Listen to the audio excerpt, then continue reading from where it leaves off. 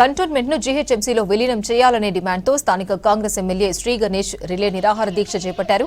రాష్ట్ర సంక్షేమ పథకాలు కంటోన్మెంట్లోని ప్రజలకు అమలు కాక చాలా ఇబ్బందులు పడుతున్నారని చెప్పారు.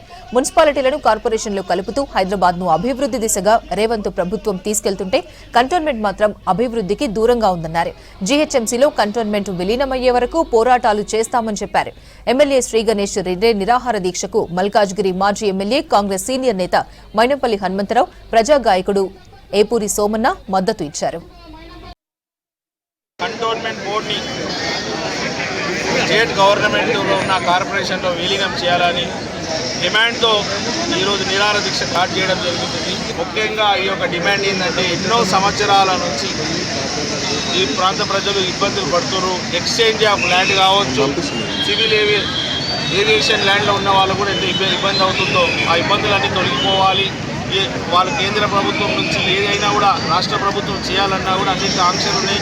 ఆంక్షలంతా తొలగిపోయి బాగా డెవలప్మెంట్ ఏ విధంగా అయితే గౌరవ ముఖ్యమంత్రి రేవంత్ రెడ్డి గారు ఒక నెల క్రితం గ్రేటర్ హైదరాబాద్ని విస్తరించారు.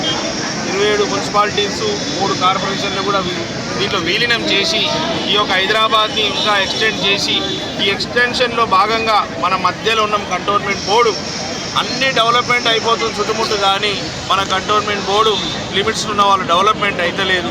కావున ఇది డెవలప్మెంట్ కావాలంటే విలీనం ద్వారానే డెవలప్మెంట్ అవుతుంది. విలీనం కాకుండా ఎప్పటికీ డెవలప్మెంట్ కాదనే విలీనంకి సరైన సమయం. ఎందుకంటే నిన్న కాకుండా మొన్న మళ్ళీ కేంద్ర ప్రభుత్వం ఒక నోటిఫికేషన్ ఇచ్చింది, మళ్ళీ నామినేటెడ్ వ్యవస్థని కొనసాగిస్తామని. ప్రజాస్వామ్యాన్ని కూనీ చేస్తూ ఈ యొక్క నోటిఫికేషన్ రావడం, దీన్ని వ్యతిరేకిస్తూ ఇప్పుడు మళ్ళీ 1 year అని చెప్తున్నారు. 1 yearలో కూడా వాళ్ళకు టెక్నికల్గా ఏమంటారంటే ఈ సంవత్సరం దాకా ఈ నోటిఫికేషన్ వర్తిస్తుంది, ఈ మధ్యలో ఎవరైనా ఏమైనా మార్పులు చేర్పులు అయితే మళ్ళీ ఇది రద్దు అవుతుందని చెప్తున్నారు. కానీ ఇది గత 6 సార్లు నుంచి రద్దు కానీ ఇప్పుడు 7వసారి రద్దు అవుతుందా? మళ్ళీ ఇది రద్దు అవుతుందో లేదో ఇక ఇప్పటికే లేట్ అయింది. స్థానిక సంస్థ ఎలక్షన్లు లేక వాళ్ళ ఆంక్షలతో అనేక ఇబ్బంది. కాబట్టి ఏక్ మార్గ సబ్తు కూడా అన్నట్టు ఒకటే ఒక మార్గం, కంటోన్మెంట్ బోర్డు విలీనం అయితేనే సర్వరోగ నివారణ అవుతుందని భావించి దీనికి అందరం ఏకమై ఈ యొక్క నిరాహార దీక్ష కొనసాగుతాం. గణేష్ అన్నకు అండగా ఉంటాం, తప్పకుండా సాధించే వరకు నిద్రపోము.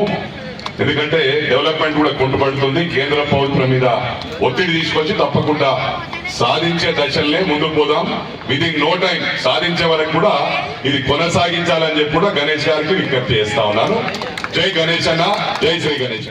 ఈ కంటోన్మెంట్ ను కాపాడడం కోసం, ఈ ప్రజలను కాపాడడం కోసం ప్రజలందరి అభిమానంతో ఈరోజు చట్టసభల్లో అసెంబ్లీలో అడుగుపెట్టి తన గళాన్ని వినిపిస్తున్న శ్రీ గణేష్ అన్న నాయకత్వాన్ని బలపరుస్తూ వచ్చిన మీ అందరి గట్టిగా చప్పట్లతో ఒకసారి ఉద్యమ వందనాలు తెలియజేద్దాం. అన్నగారు తీసుకున్నటువంటి ఈ కార్యక్రమం ఒక చారిత్రాత్మకంగా విజయం సాధిస్తున్న ఆశాభావాన్ని వ్యక్తం చేస్తూ ప్రజల డిమాండ్ను అమలు చేయాలని చెప్పి శాసనసభ్యునిగా ఒక ఎమ్మెల్యే స్థాయిలో వారి వాళ్ళ ఈ దీక్ష కూర్చోవడం, రీలే నిరాహార దీక్షను కూర్చొని దాన్ని సక్సెస్ఫుల్ గా ముందుగా తీసుకుపోవడం అభినందించదగ్గ విషయం. అన్నకు సంపూర్ణమైన మద్దతు ఇచ్చి ఈ కార్యక్రమాన్ని విజయవంతం చేసుకుందాం, దీన్ని సాధించుకుందాం. ఈ కంటోన్మెంట్ బోర్డును విలీనం చేసే విధంగా మన పోరాటాన్ని కొనసాగిద్దామనేటువంటి డిమాండ్ను తెలియజేస్తూ మీ అందరి ముందు ఆ డిమాండ్ న్యాయమైన